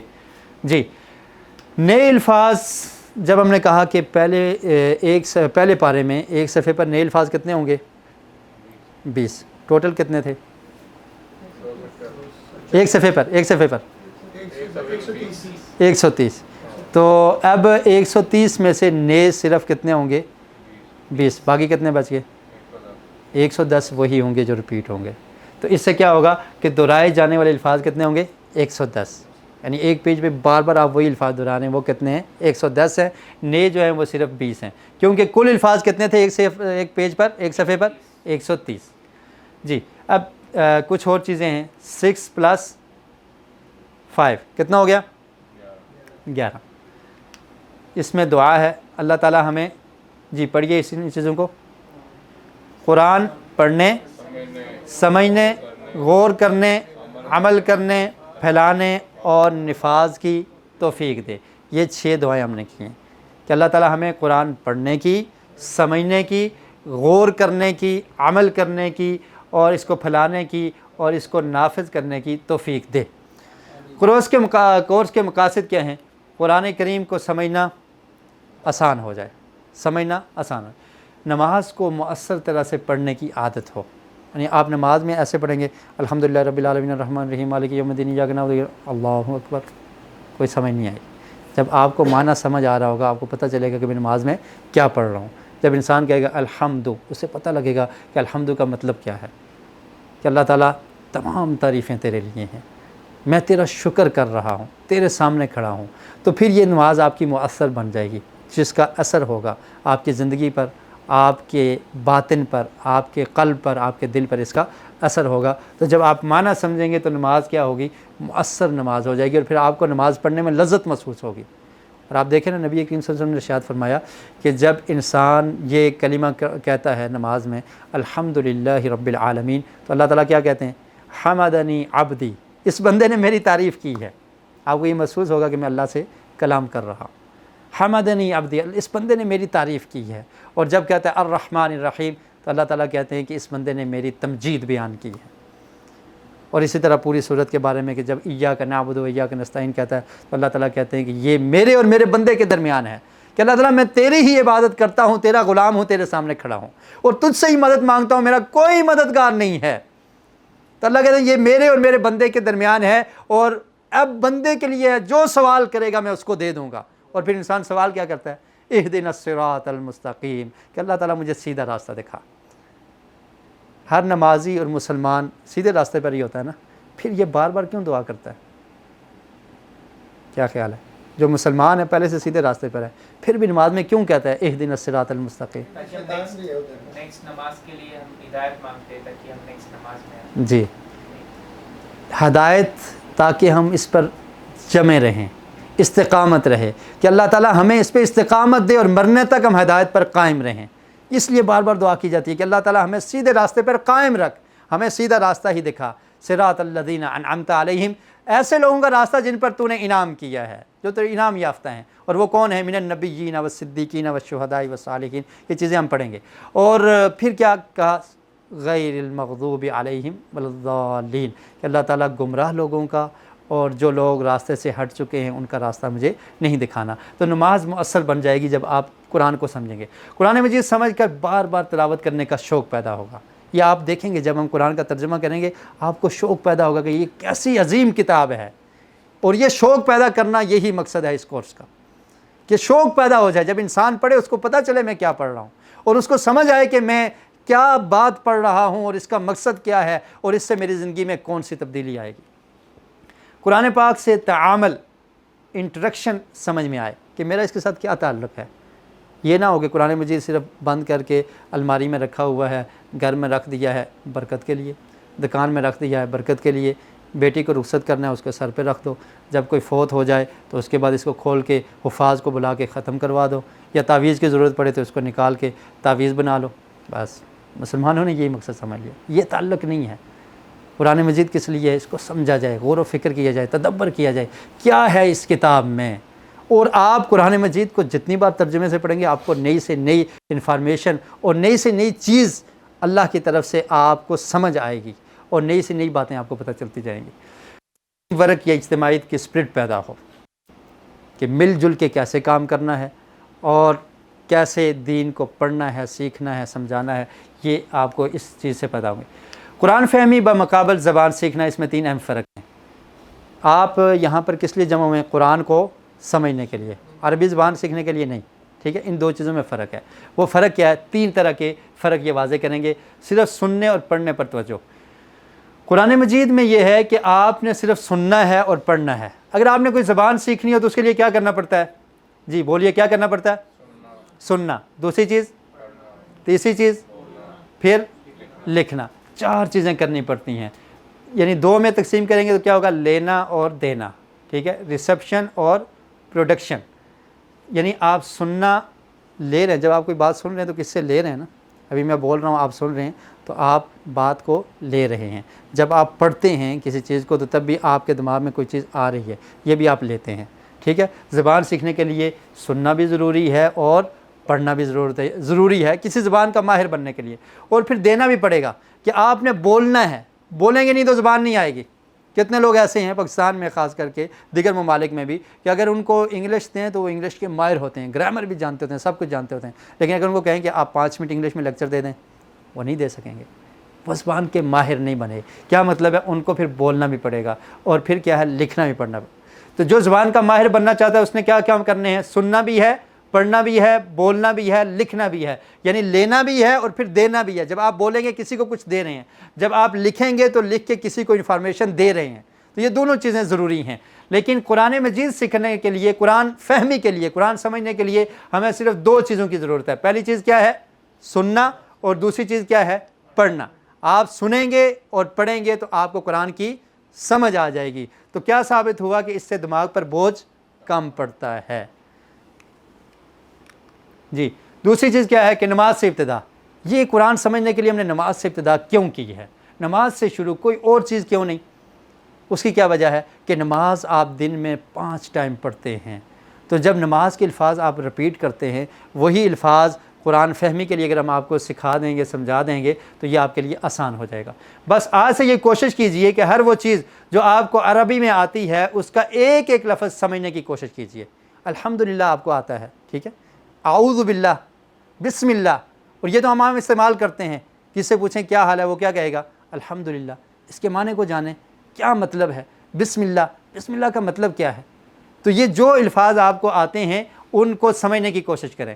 ہر مسلمان مرد، عورت، بوڑھے، جوان، یہاں تک کہ بچوں کے لیے بھی یہ مناسب ہے، کیونکہ سب لوگ نماز پڑھتے ہیں، مسلمانوں کے بچے بھی، بوڑھے بھی، جوان بھی، سب نماز پڑھتے ہیں، تو ان کے لیے یہ سیکھنے کا ایک مناسب طریقہ ہے۔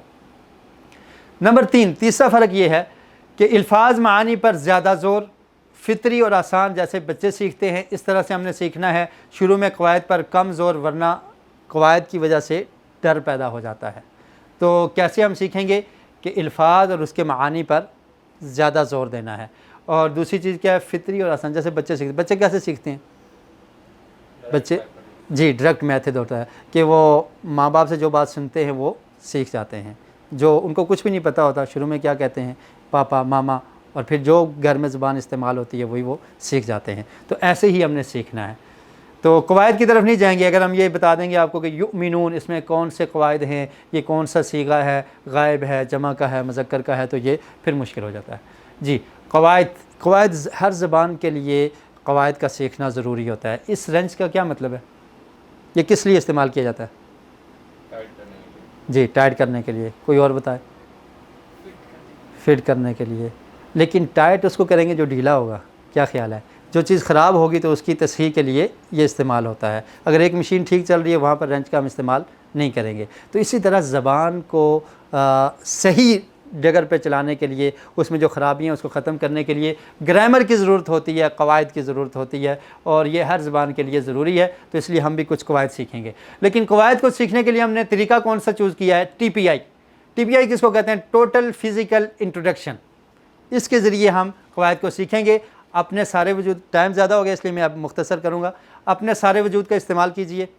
اس طریقے میں کیا ہے؟ سارے وجود کا استعمال کرنا ہے۔ جیسے بچے سیکھتے ہیں اسی طرح ہم نے سیکھنا ہے، سارے وجود کا استعمال کرنا ہے. یہ کوئی مذاق نہیں ہے، یہ ایک پورا نظام ہے. ابھی سے پریکٹس کیجئے تاکہ بعد میں آسانی ہو، اور 20,000 بار آنے والے الفاظ کے لیے آپ کو ابھی سے پریکٹس کی ضرورت ہے. یہ مت کہیے کہ میں بعد میں سیکھ لوں گا. اگر آپ کہیں گے نا میں بعد میں سیکھ لوں گا تو پھر بعد نہیں آنے والی. ابھی سے پریکٹس کرنی ہے، اور اس کا طریقہ کیا ہے؟ TPI. مثال، موبائل پر بات کرتے وقت اس مثال سے کیا بتانا چاہتے ہیں؟ TPI سے کیا تعلق ہے اس کا؟ موبائل پر آپ بھی بات کرتے ہیں، میں بھی بات کرتا ہوں. جی کچھ سمجھ آئی اس مثال سے؟ موبائل کو عربی زبان میں کیا کہتے ہیں؟ جوال. سوری، اچھا وہ میں بھول گیا، کیونکہ عموماً وہ جو عربی اسٹوڈنٹ ہوتے ہیں ان کو پتہ ہوتا ہے، تو یہ ضروری نہیں ہے. موبائل کہہ لیں اس کو، جوال اس کو عربی میں کہتے ہیں. تو موبائل پر بات کرتے وقت انسان کیا کرتا ہے؟ مثلا یہ فون ہے، میں کسی کو بتا رہا ہوں کہ آپ نے MCH کے جو آفس ہے وہاں پر آنا ہے، تو چمسا چوئی سے یا کلون مسجد سے آئیں گے تو کیسے آئیں گے؟ آپ سیدھے آ جائیں، پھر دائیں ہو جائیں، پھر بائیں ہو جائیں، لیفٹ رائٹ اور سٹینڈ، پھر سیدھے آ جائیں، پھر پہنچ جائیں گے ریسیپشن پہ، وہاں سے لفٹ لیں گے، 3rd فلور پہ آ جائیں. ٹھیک ہے. اب میں بات کر رہا ہوں، ساتھ میں اشارے بھی کر رہا ہوں. وہ مجھے دیکھ رہا ہے؟ نہیں دیکھ رہا نا، وہ تو مجھے بات آواز سن رہا ہے، لیکن میں اشارے کس لیے کر رہا ہوں؟ آسانی کے لیے. اشارے کس لیے ہوتے ہیں؟ آسانی کے لیے. تو جس طرح یہ ہم موبائل پر بات کرتے ہیں تو آسانی کے لیے ہم اشاروں کا استعمال کرتے ہیں، اسی طرح یہ قواعد سیکھنے کے لیے ہم نے اشاروں کا استعمال کرنا ہے تاکہ یہ بات ہماری سمجھ میں آ جائے. اگر میں یہاں پر سیدھا کھڑا ہو کر ایسے ہاتھ باندھ کر آپ کو سمجھانا شروع کر دوں تو شاید ایسے سمجھ کم آئے گی، لیکن جب اشارے ہو رہے ہیں تو پھر آپ کو سمجھ زیادہ آئے گی. اگر یہی چیز میں آپ کو کتاب سے پڑھاؤں گا تو شاید اتنی سمجھ نہیں آئے گی. اگر یہ لیپ ٹاپ سے پڑھاؤں گا اتنی سمجھ نہیں آئے گی. اسکرین بڑی ہے تو زیادہ سمجھ آ رہی ہے. اس لیے کہتے ہیں نا بڑا سوچیں، پورا آسمان کتنا بڑا ہے، اگر یہ اسکرین وہاں پر ہم لگا دیں، آسمان پر یہ لکھ دیں تو اس کو سمجھنا مزید آسان ہو جائے گا. تو اشارے کس لیے ہوتے ہیں؟ آسانی کے لیے. اور یہ سادہ اور مؤثر طریقہ ہے، ٹوٹل فزیکل انٹریکشن. جی عربی گرامر کے لیے یہ آسان طریقہ ہے. اشارے آسانی کے لیے ہوتے ہیں. سارے دماغ کا استعمال کیجئے، شیطان کو بیچ میں مت آنے دیجئے. سارا دماغ بھی آپ نے لگانا ہے اور اشارے بھی اس اشاروں کی مدد سے اس کو سیکھنا ہے، لیکن اس میں شرمانا نہیں ہے. اگر آپ شرمائیں گے تو شیطان آپ کو اس چیز سے روک رہا ہے. جی 125 الفاظ کی فہرست موجود ہے. اگر ہم چاہتے ہیں کہ آپ یہیں سیکھ لیں، یہ فہرست موجود ہے، میں آپ کو دے دوں کہ 125 الفاظ آپ یاد کر لیں، لیکن آپ اس طرح صحیح سیکھ نہیں پائیں گے. ہم یہ چاہتے ہیں کہ آپ اس کلاس میں ہی سیکھ لیں. جس طرح میں کہوں اسی طرح آپ نے کرنا ہے. اگر آپ کو عربی آتی ہے تب بھی اس نئے طریقے کو سیکھنے کے لیے پریکٹس کیجئے. جی یہ نیا طریقہ آ گیا، یہ بس ہمارا آخری سبق ہے. ٹھیک ہے. تو یہ اشارے، یہ کلرز کہیں آپ نے دیکھیں؟ جی کہاں پر دیکھیں؟ Traffic signal. ریڈ کا کیا مطلب ہوتا ہے؟ سٹاپ، کہ رک جائیں. ٹھیک ہے. جب ریڈ ہوگا تو آپ نے کیا کرنا ہے؟ رک جانا ہے. اور باقی لوگوں نے کیا کرنا ہے؟ چلنا ہے. مثلا آپ ڈرائیور ہیں تو ریڈ سگنل آ گیا، آپ نے رک جانا ہے، لیکن دوسری سائڈ سے باقی گاڑیاں اور عام لوگ کیا کریں گے؟ چلیں گے. ایسے ہی ہے نا. تو ان لوگوں نے چلنا ہے، آپ کا کام کیا ہے؟ رکنا. یعنی مطلب یہ ہوا کہ جب ریڈ ہے تو اس کا تعلق آپ سے نہیں ہے، آپ نے رکنا ہے بس. سٹاپ. کام کرنے والے اور لوگ ہوں گے، آپ نہیں ہیں. بات سمجھ آ گئی؟ یلو کا کیا مطلب ہوتا ہے؟ جی ریڈی ہو جائیں. اب یعنی آپ کی باری ہے. کیا مطلب ہے؟ آپ کی باری ہے. ٹھیک ہے. اور جب گرین ہوگا تو پھر کیا ہوگا؟ گو. اب آپ نے ہی یہ کام کرنا ہے. اب کام کرنے والے کون ہیں؟ آپ ہیں. اسی طرح یہ 6 الفاظ ہم نے ان اشاروں کی مدد سے سیکھنے ہیں. تو پہلا ریڈ جو ہے اس کا مطلب یہ ہے کہ اس کا تعلق ہم سے نہیں ہے، ہم نے یہ کام نہیں کرنا، بلکہ کس نے کرنا ہے؟ دوسروں نے کرنا ہے. اس کے لیے لفظ کون سا استعمال ہوتا ہے دوسروں کے لیے؟ ہوا. کیا لفظ ہے یہ؟ جی پڑھیے. کیا لفظ ہے؟ ہوا. ہوا کا مطلب کیا ہے؟ وہ. یعنی اس کا تعلق میرے ساتھ نہیں ہے بلکہ ان کے ساتھ ہے. ہوا کے لیے اشارہ کون سا استعمال ہوگا؟ ہوا. جی یہ اشارہ، ہاتھ کا اشارہ کون سا استعمال کریں گے؟ ایسے ایک بندے کے لیے. جی کیجئے، پریکٹس کیجئے. ہوا. جی اس سائڈ پر، دائیں سائڈ پر، ہر بندہ دائیں سائڈ پر اشارہ کرے گا. ہوا. ہوا کیا مطلب ہے اس کا؟ وہ. اور یہ لفظ کیا ہے؟ ہم. ہم کا مطلب کیا ہے؟ وہ سب. یعنی جمع کے لیے استعمال ہوتا ہے. ہم کے لیے اشارہ کون سا ہوگا؟ سب. جی ہاتھ کھول کر. ہوا ہم. ٹھیک ہے. ہوا ہم. جی اور اس کا مطلب تھا یلو کا کہ یہ کام اب آپ ریڈی ہو جائیں، یعنی آپ نے کرنا ہے. تو آپ کو عربی میں کیا کہتے ہیں؟ انتا. انتا مطلب کیا ہے؟ تو، آپ. اور انتم، آپ سب. ایک کے لیے انتا اور سب کے لیے کیا بولا جائے گا؟ انتم، آپ سب. اور اب یہ میری باری ہے، ٹھیک ہے. تو میں کے لیے کیا لفظ استعمال ہوتا ہے عربی میں؟ انا. ٹھیک ہے، جیسے کہ انا مسلم، میں مسلمان ہوں. انا کا مطلب کیا ہے؟ میں. اور نحن کا مطلب کیا ہے؟ ہم. اس کے لیے اب ہم آپ کو یہ چیز اشاروں سے سکھائیں گے. اس کا معنی آپ پہلے دیکھ لیں، ایک دفعہ لفظ کو پڑھ لیں. ہوا، جی پڑھیے. ہوا وہ، ہم وہ سب، انتا آپ، انتم آپ سب، انا میں، نحن ہم سب. ٹھیک ہے. تو اس کے لیے اشارہ کیا کریں گے؟ ہوا کے لیے اشارہ کریں گے. ہر انسان نے ایسے میرے ساتھ کرنا ہے. ہوا، ہم، جی ہاتھ کھول کے. ہوا، ہم، دائیں طرف کریں، نہیں دائیں ہاتھ کو یوز کریں اور دائیں طرف، اور right hand, right hand, right hand. ہوا، ہم، انتا، انتم، انا، نحن. جی پھر پریکٹس کریں. ہوا، ہم، انتا، انتم، انا، نحن. جی وہ عربی پڑھیں گے آپ. ہوا وہ سب، آپ آپ سب، میں، ہم سب. جی یاد ہو گیا؟ جی یہ آپ جتنی پریکٹس کریں گے اتنا زیادہ یاد ہوگا. ایک کے لیے ایک انگلی کا اشارہ، سب کے لیے زیادہ کا اشارہ. جی میرے ساتھ ایک دفعہ پریکٹس کریں. ہوا، ہم، آپ ترجمہ سمجھ آ گیا، صرف ہم نے عربی ورڈ یاد کرنے ہیں. ہوا، ہم، انتا، انتم، انا، نحن. جی ہوا، ہم، انتا، انتم، انا، نحن. جی تو یہ کتنے الفاظ آپ نے یاد کر لیے ہیں؟ 6. یہ قرآن مجید میں کتنی دفعہ آئے ہیں؟ 1295 بار. یہ الفاظ صرف 6 ورڈز جن کے معنی آپ کو پتہ چل گئے ہیں. ہوا کا مطلب وہ، ہم کا مطلب وہ سب، انتا کا مطلب آپ، انتم کا مطلب آپ سب، انا کا مطلب میں، نحن کا مطلب ہم. یہ قرآن مجید میں 1295 بار آئے ہیں. ان کو اگر الگ الگ دیکھیں گے تو ہوا جو ہے یہ قرآن مجید میں کتنی دفعہ آیا ہے؟ 481، 481 بار. اور ہم 444 بار آیا ہے. انتا 81 اور انتم 135، انا 68 اور نحن 86 بار یہ قرآن مجید میں آیا. 1295 بار یہ الفاظ قرآن مجید میں آئے ہیں. ان کے معنی بتائے گا کوئی؟ ہوا کا مطلب کیا ہے؟ وہ. ہم کا مطلب جی انتا آپ، انتم انا، نحن. جی تو یہ الفاظ تھے، یہ آپ نے سیکھ لیے ہیں اور آپ جتنی اس کی پریکٹس کریں گے اس طرح یہ آسان ہو جائے گا. نکات تعلیم آپ سیکھ سکتے ہیں. قرآن مجید سیکھنے کے لیے آپ کو کیا چاہیے؟ دماغ لڑانا پڑے گا. ٹھیک ہے. اور آپ کے پاس نہایت طاقتور دماغ موجود ہے. یہ لفظ کیا ہے ویسے؟ جی اس کو کیسے پڑھیں گے؟ نکات تعلیم، نکات تعلیم یا نکات تعلیم. جی نون پہ کیا آئے گا؟ پیش. جی متفق ہیں سب؟ اس کو پڑھیں گے نکات تعلیم. نون کے نیچے زیر آئے گا. ٹھیک ہے. ایک عربی زبان میں لفظ ہوتا ہے جس کو کہتے ہیں نقطہ. وہ موٹی کاف ہوتی ہے اور طا ہوتی ہے. نقطہ، اس کی جمع آتی ہے نقاط. ٹھیک ہے. اور یہ جو نقطہ چھوٹی کاف سے ہے اس کی جمع کیا آتی ہے؟ نکات. نکات تعلیم. تو اس کا مطلب ہوتا ہے پوائنٹ کی بات. ٹھیک ہے. تو وہ پوائنٹ کیا ہے کہ آپ سیکھ سکتے ہیں اور آپ کو اس کے لیے دماغ لگانا پڑے گا اور آپ کے پاس ایک طاقتور دماغ موجود ہے. دماغ کیا ہے؟ نقطہ نمبر 1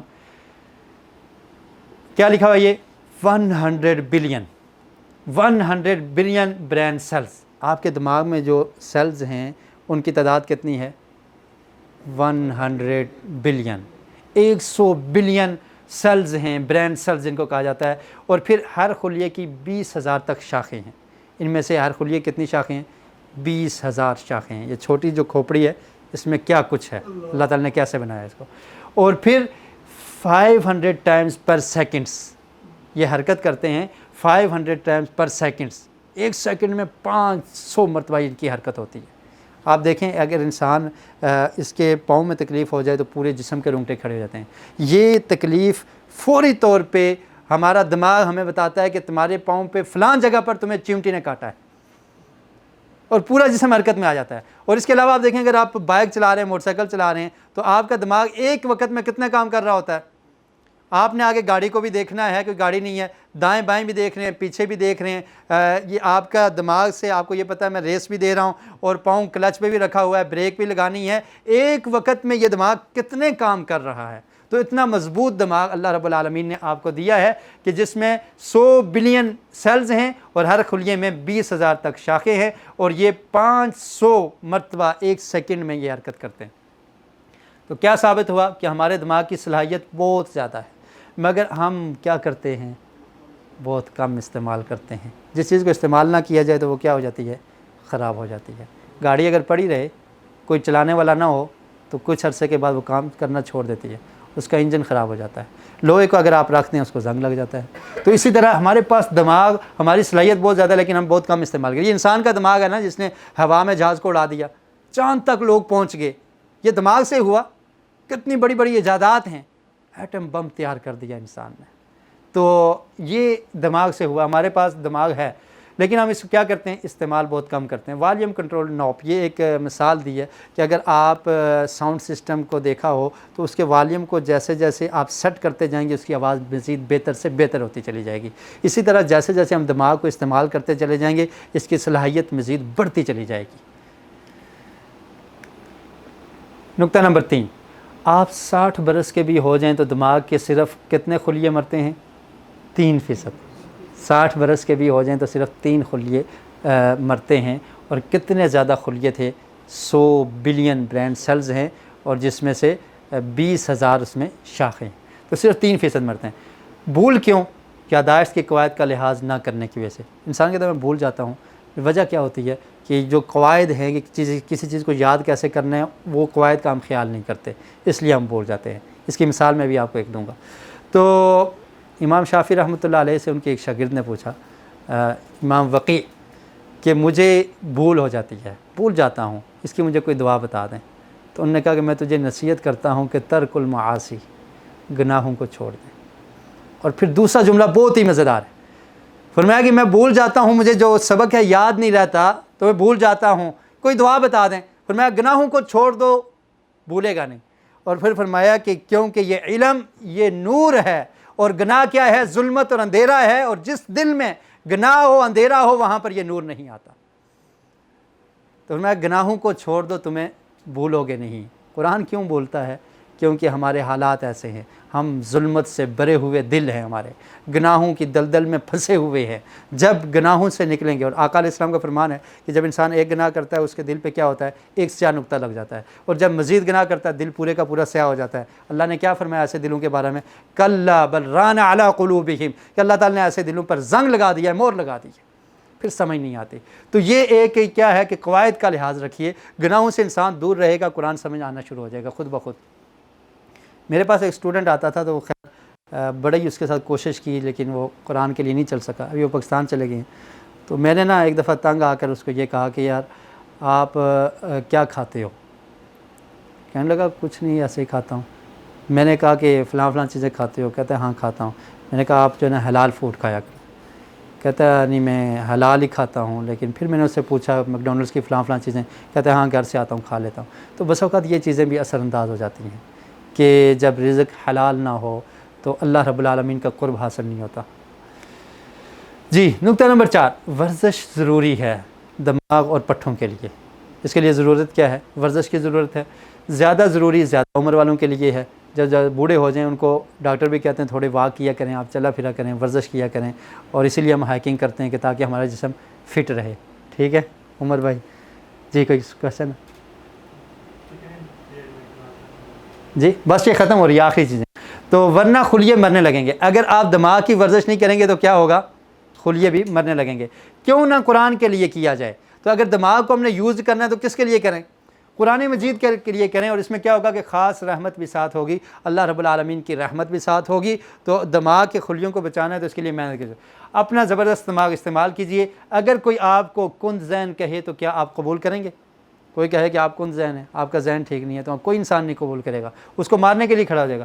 پھر شیطان کی کیوں سنتے ہیں جو کہتا ہے کہ قرآن پاک آپ کے لیے مشکل ہے، اس کی بھی نہیں سننی۔ جب بھی مشکل کا خیال ذہن میں آئے تو کیا کہنا ہے؟ اعوذ باللہ من الشیطان الرجیم۔ جی سبق ختم ہو گیا ہے۔ ہم نے اس سبق میں کتنے الفاظ سیکھے ہیں؟ 6 الفاظ سیکھے ہیں، اور وہ قرآن مجید میں کتنی دفعہ ہیں؟ 1295 بار آئے ہیں، اور یہ صرف بار بار آنے والے الفاظ کا ذکر ہے۔ قرآن کریم میں کل تقریباً کتنے الفاظ ہیں؟ 4500 الفاظ ہیں، جو تکرار کے ساتھ تقریباً کتنی دفعہ آئے ہیں؟ 78000 بار آئے ہیں۔ تو ہم نے کتنے سیکھ لیے؟ 1295، اور ہم نے سیکھنے کتنے ہیں؟ 4500 سیکھنے ہیں، اور ٹوٹل الفاظ کتنے ہیں؟ 78000 الفاظ ہیں۔ جی جو الفاظ ہم نے سیکھے ہیں کلاس ختم کرنے سے پہلے، اس کی پریکٹس کون کرے گا؟ جی بتائیں۔ ہوا ہما کھڑے ہو کر کریں تاکہ سب کو پتہ لگ جائے۔ ہوا ہما انتا انتم انا نحن ہوا کے بعد کیا کہا؟ ہوا ہم ہاں ہوا ہما نہیں، جی انتا انتم ہما جو لفظ ہے نا وہ 2 کے لیے استعمال ہوتا ہے، اس کو تثنیہ کہتے ہیں، تو خیر اس میں ہم نہیں جائیں گے، اس کا استعمال کم ہے۔ جی ایک دفعہ میرے ساتھ آپ پریکٹس کریں۔ ہوا ہم، انتا انتم، انا نحن۔ جی اب آپ نے اس کا صرف معنی بتانا ہے، میں عربی بولوں گا، آپ نے اس کا معنی بتانا ہے۔ ہوا اشارے کے ساتھ، اشارے بھی کرنے ہیں۔ وہ ہم، انتا انتم، انا نحن۔ جی اب میں اردو میں بولوں گا، آپ نے عربی میں بولنا ہے اس کو۔